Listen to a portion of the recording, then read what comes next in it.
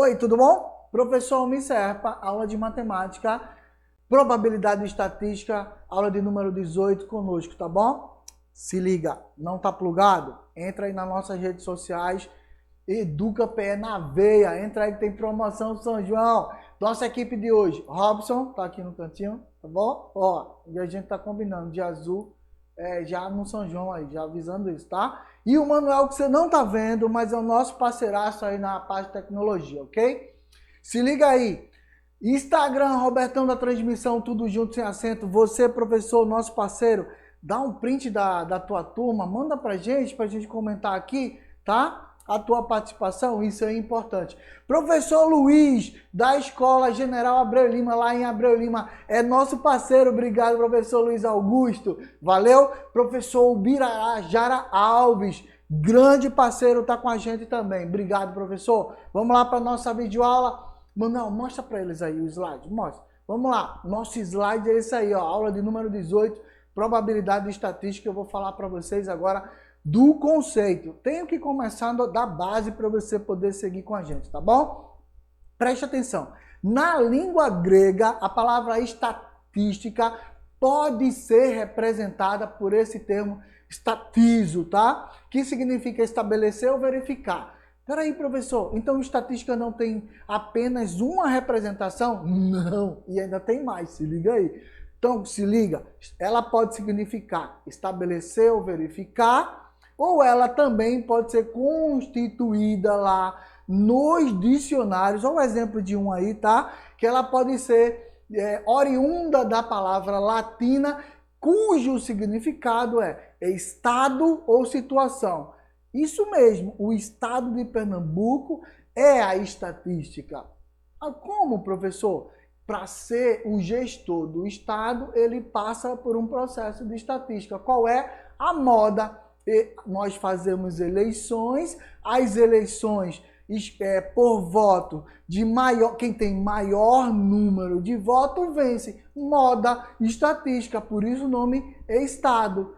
Ah, professor, entendi. Então, estabelecer ou verificar estado ou situação e a estatística. Olha que coisa legal, tá? Prestou atenção? Deu para entender? Na hora que for fazer uma redação sobre estatística, não repete o nome estatística, não. Bota lá estabelecer, verificar, estado ou situação, depois volta para estatística. Use esses termos porque são termos similares que representam a mesma coisa, tá bom? Nosso padrão de estatística. Como se vê, não tem fonte única e isso é muito legal, né? Não é legal para quem está estudando porque não tem como decorar. Não decora, aprende com a gente, revisa a nossa videoaula, volta, dá pausa, tá junto conosco, tá bom? Vamos lá ainda.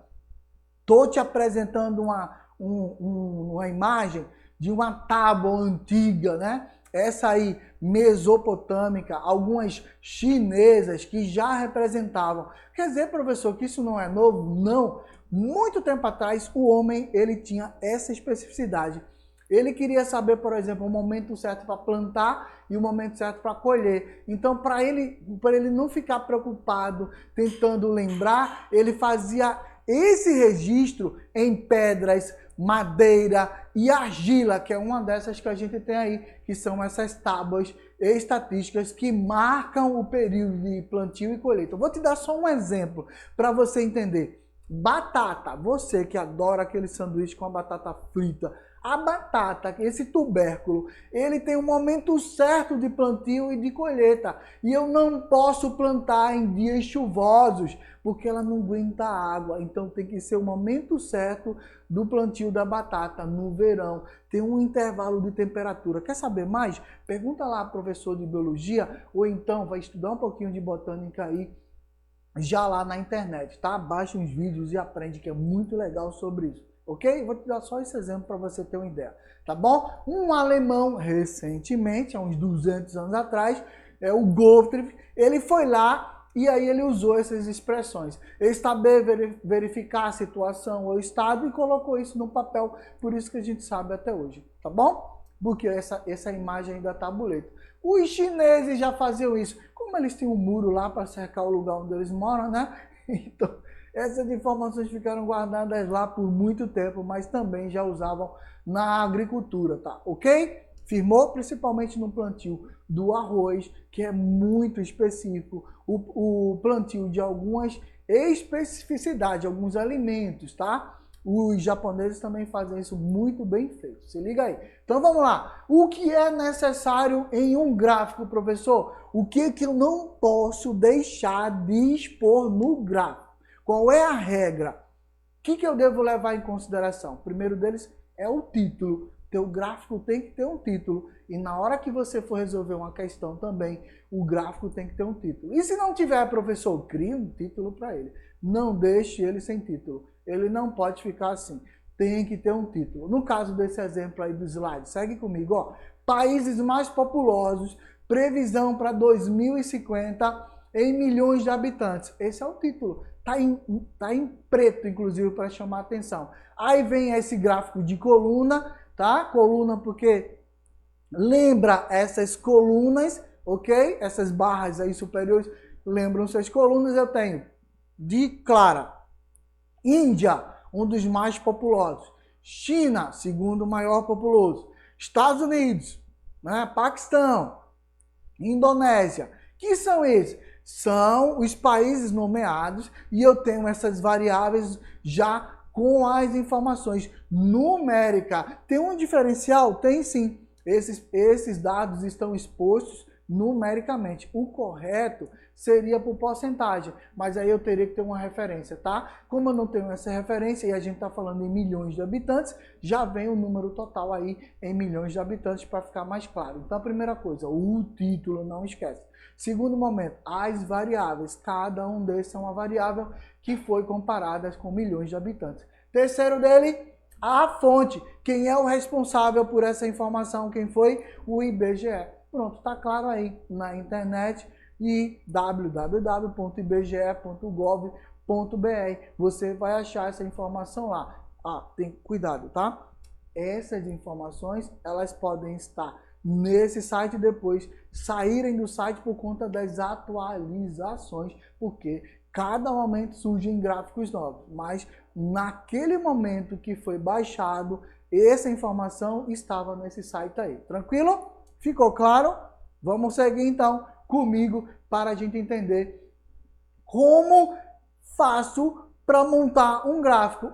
Muito simples. Eu faço a coleta de dados, que a gente chama isso de amostragem. Eu criei a amostragem e faço a coleta de dados. Depois eu organizo esses dados brutos que eu colhi em tabelas. Vou dar uma dica para você. Você do 8º ano que ainda não se ligou, vai fazer uma pesquisa no WhatsApp, vai fazer uma pesquisa por e-mail, vai fazer uma pesquisa entre os seus amigos. Se liga aí, ó, preste atenção. Você que está lá, faz questionários ímpares, números ímpares. Vai ser muito melhor do que números pares, vai te dar menos, tá? Menos trabalho. Se liga na dica. Na organização da tabela, você não tem como fugir. Frequência absoluta. O que é a frequência absoluta, professor? É a tua presença na aula remota, online ou presencial, todos os dias durante o ano. 200 dias letivos. Se você não faltou nenhuma aula, você vai pegar 200 presenças dividido por 200 dias, você vai ver lá 100%. Percebeu? Tá claro?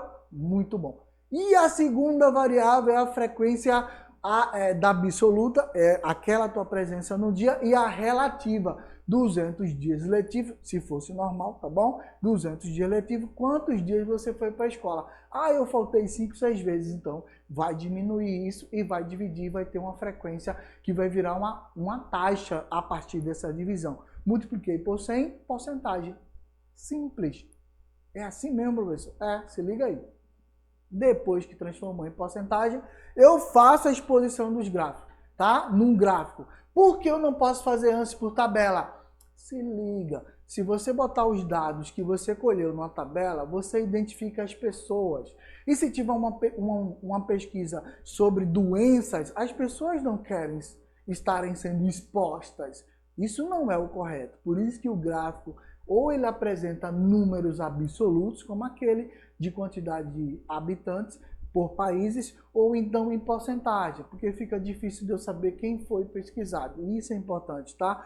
quem está sendo pesquisado não quer estar tendo seus dados expostos. Isso não é legal, inclusive. Então, por isso, a exposição no gráfico, porcentagem, na tabela, dados absolutos, cruz, para eu poder não fazer a exposição das pessoas, tá bom? Gráfico estatístico, olha aí no slide comigo. O que são? Os gráficos são utilizados para apresentar os dados, tá? Formando mais fácil, ou seja, tornando e formando a informação, essa informação crucial para você, mais fácil e rápida, objetiva e direta, tá bom? Dessa compreensão do estudo. Então, na divisão, recapitulando com vocês, fiz a coleta dos dados, a amostragem. O que é a palavra amostragem? Coleta dos dados. Firmou? Segundo, são divididos em 3 fases. Não esquece, por favor, a amostragem é a primeira delas. A segunda, peguei os dados, transformei numa tabela, botei lá na tabela e Excel é perfeito para fazer isso. Professor, não sei usar o Excel. Aprenda, é muito fácil. O Excel só vai te dar trabalho para você montar a tua tabela. Depois ele vai lá e ele mesmo pergunta para você qual tipo de gráfico que você quer. Seleciona lá a tua tabela e tem os tipos de gráfico que ele mesmo monta. É muito fácil, gente. Faz, tá bom? Confio em você, faz.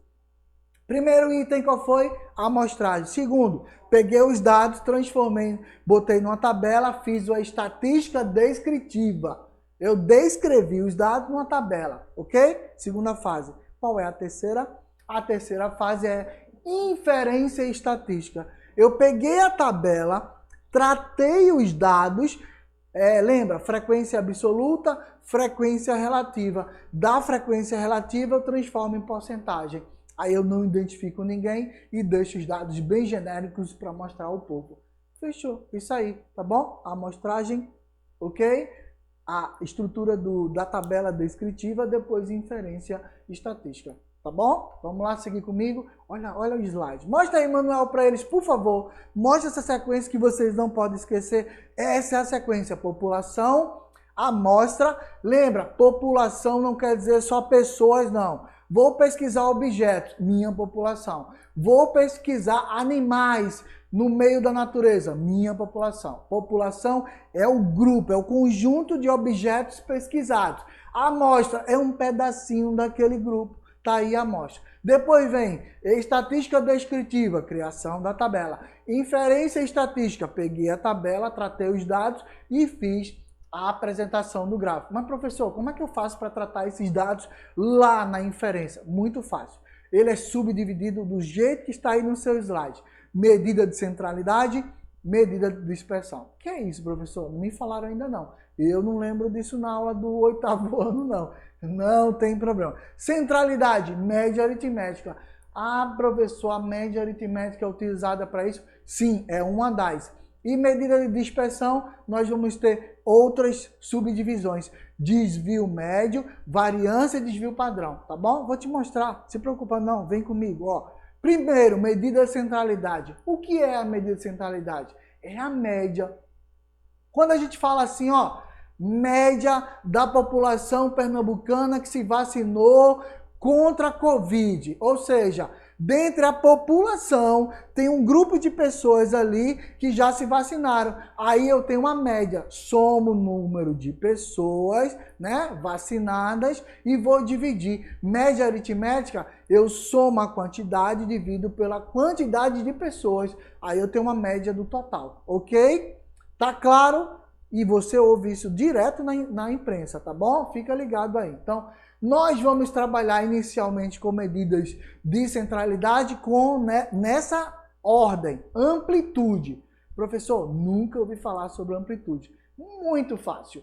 Ó, a amplitude é o maior valor encontrado no teu banco de dados, na tua amostragem, menos o menor valor. Só isso, professor? Exatamente. Maior valor menos menor valor, amplitude. Como é que funciona ela? Vou te dar um exemplo. A amplitude, ela gera muita coisa interessante para se trabalhar com bancos de dados. Daqui a pouco eu explico. Somatório, soma tudo. Soma todos os valores encontrados. Só isso? Sim, e mais nada. Ah, é muito fácil, parece que está sendo muito fácil.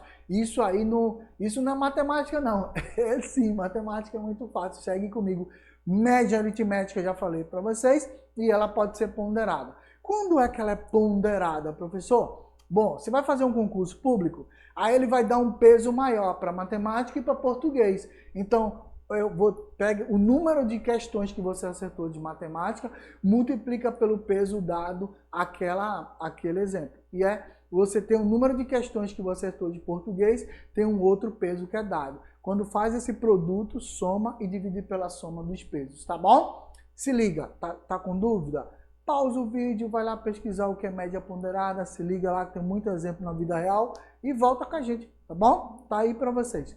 Moda, já acabei de falar, eu e o Robson, tá? Tá aí ó, no cantinho, o Robson, estamos aqui no meio do São João pronto para dançar forró. Se tivesse forró aí para todo mundo, a gente só vai dançar aqui no estúdio, tá bom? Essa aí é a moda. Esse período de junino, estamos de jeans, estamos com essas camisas gostosinhas para o frio, ou então chapéu de palha, tá? Calça de matuto. Isso é moda. É esse período que a maioria das pessoas usa. Ou seja, usou a maioria das vezes é moda, tá bom? E aí vem mediana para ou ímpar, por isso que eu dei a dica para vocês. Faz questionários ímpares, porque a mediana já separa para vocês se ela é ímpar. Se o grupo investigado é ímpar, no meio dele vai ter a mediana. Se o grupo investigado é um número par, sobram 2 no meio, eu somo e divido por 2, mediana vai ser dado assim. Ah, tem um segredinho, mediana não tem só isso não, tá? Ela também é dividida em ponto médio, que é a mediana em 2 partes, em 4 partes, que a gente chama de quartil, não tá aí, mas eu vou mostrar depois para vocês lá no nono ano, em 100 partes, que é centil, tá bom? Ok? E 10 partes, que eu esqueci, decil, tá bom? Vamos lá. Medida de dispersão, desvio médio, variância, desvio padrão. Não sei ainda o que é isso, professor. Fica calmo, é só para mostrar para vocês quais são, e se você tiver dúvida e for curioso, que eu gosto muito disso, vai lá investigar cada uma dessas. Usa a internet a teu favor, então pergunta lá ao teu professor de matemática como que isso acontece no dia a dia. Fechado? Vamos lá então. A estatística é o ramo da matemática que envolve-se com a coleta de dados, lembra lá? Coleta de dados, a amostragem, organização dos dados, lembra lá? A estatística descritiva e a inferência depois da análise, né? Depois dos fenômenos apresentados e análise, a inferência e é representada por gráficos e tabela.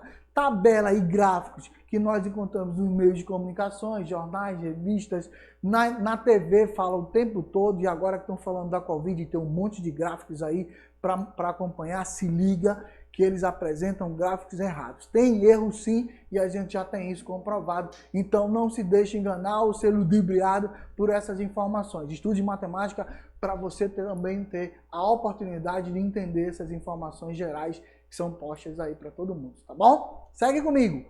Tipos de gráficos, de linha, de barra, gráficos de coluna, de setor. O gráfico de setor é o gráfico famoso chamado de pizza, tá bom? E o de área que eu vou te mostrar. Tem mais, tem muitos gráficos, tem muitos gráficos mesmo, mas esses foi o que eu escolhi para vocês, tá? Porque só dá tempo disso. Segue comigo. Exemplo de um gráfico de linha, esse aí, ó. Danoso, professor, é fácil de ver? É sim, porque a cada ponto, esse aí tá mais fácil ainda, tá? Porque a cada curva que ele cresce e decresce, tem uma bolinha indicando esse momento, como se fosse um nó na corda, né? Então, um comparativo entre o azul e o cinza fica mais fácil, tá bom? É utilizado muitas vezes quando a gente quer que poucas pessoas entendam. É verdade. Quando eles querem que poucas pessoas entendam, eles colocam aí, porque ele é muito detalhista, eu tenho que olhar cada ponto a ponto, tem que botar uma régua aí que não tem essa linha, tá vendo? Para poder alcançar. E embaixo, olha aí, bem no finalzinho, ó, o azul representa o produto A e o cinza representa o produto B, tá? E aí você vai discutir qual dos dois. Segue comigo agora que eu vou te mostrar outro. Já tá de cara aí.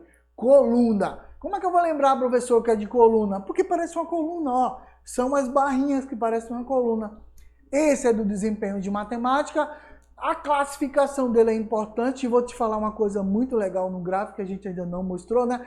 Tem que ter o título, tem que ter a fonte e a escala. O que é isso, professor? A escala? Essa mesma distância entre as colunas tem que estar na mesma proporção, no mesmo valor, na linha horizontal com a linha vertical. Só isso se chama escala. E se eu mudar a escala, vai dar tudo errado. Preste atenção. O ruim, que é o de 15%, é esse clarinho aí, tá bom? É uma categoria ruim. A outra categoria regular, nesse azul, com 25%. A outra categoria bom, 35%. Se eu não tiver daltônico, eu acho que é vinho. E o ótimo é esse verde com 25% dos alunos de desempenho em matemática, tá bom? Ah, professor, esse gráfico não existe não. Não tem gente boa em matemática. Tem muita gente boa em matemática. É porque depende de vários fatores. Mas vamos lá seguir para vocês terem gráfico de coluna. Agora eu vou mostrar o de pizza, que o nome dele é setores. Gráfico de setores. Por que setores? Porque as fatias representam esses setores. Está aí um para você. Professor, por que pizza? Porque parece uma pizza. E quando a gente fatia ele é que parece mais ainda, tá bom? Se liga, as cores estão representadas aí nas categorias ao lado, tá bom? Da energia não renovável. Olha embaixo, tem a fonte. A fonte é de uma empresa energética aí de Pernambuco. E a outra, o título, tá lá em cima. Oferta de energia, vírgula, porcentagem da participação de cada fonte primária no total. Ok? Tá claro? Tem os dois. Gráfico de setor. Vamos para o gráfico de área. Tá aí já claro para vocês. Professor, por que gráfico de área? Porque essa parte inferior que está delimitada aí em azul é que é a área. Ele é muito difícil para a gente lidar com ele porque as informações ficam soltas aí. Você tem que ter muito mais cuidado, assim como outros que pode ser gráficos chamados pictogramas, gráfico Tinkerplots, tem um monte, mas se liga, gráfico de área, tá bom? Segue comigo agora para a gente te mostrar como que faz aquela planilha no Excel e eu vou te mostrar como que eu fiz e tirei um print para vocês, tá? Planilhas eletrônicas, eu usei o Excel, que é o mais fácil, é gratuito. Fui lá no Excel, abri o Excel no meu computador, fiz uma tabelinha, criei esse Excel aí que eu tenho, é desde 1987, foi criado no sistema para computadores que usam o sistema operacional do Windows, tá bom? Vamos lá, fui lá no Excel, dei um zoom aí, criei o meu gráfico, que é a quantidade de árvore frutífera do sítio do meu avô. Aí eu fui lá e contabilizei. Quantos pés de banana eu tinha em 2019 lá? 20. E agora? 15. Laranja, 20. E agora? 30. Mamão, 15. E agora? 10. Fui colocando aí os dados na tabela e depois eu botei as imagens, tá? Essas imagens não foi o Excel não. Eu coloquei depois aí, só para a gente dar um referenciado. Fiz o exemplo, aí você seleciona esse gráfico e aí, depois que seleciona, vai nesse item aí, ó, inserir gráfico. Aí eu escolhi esse para fazer o comparativo, mas tinha vários, vê comigo aí, ó, tinha vários para escolher, tá bom? Eu podia escolher qualquer um desses. Eu escolhi o de coluna, que eu achei o mais fácil, tá bom? E é muito fácil, é só montar a tabela. Deu para entender? Se não, segue a sequência do vídeo, faz com calma que depois que você fizer, vai ficar ótimo. Aí eu copiei e colei, botei no Word, peguei as figurinhas que eu já tinha e colei embaixo. Muito simples, aí ficou assim, um pouquinho mais animado, com a banana nas barrinhas de banana, na coluna, né? Laranja, mamão e manga. Pronto, ficou ótimo para eu expor para os meus alunos. Deu para entender? Tá claro para você? Ó, tem um exemplo aí de um desafio, que é esse aí, ó. Construa um gráfico a partir dessas informações da tirinha do Morfeu, que aí eu peguei na Folha de São Paulo, que isso estava na internet. Você vai construir, vai responder pra gente lá no Instagram, Robertão na Transmissão, tudo junto, vai mandar pra gente. Fechou? Um forte abraço, tchau, tchau.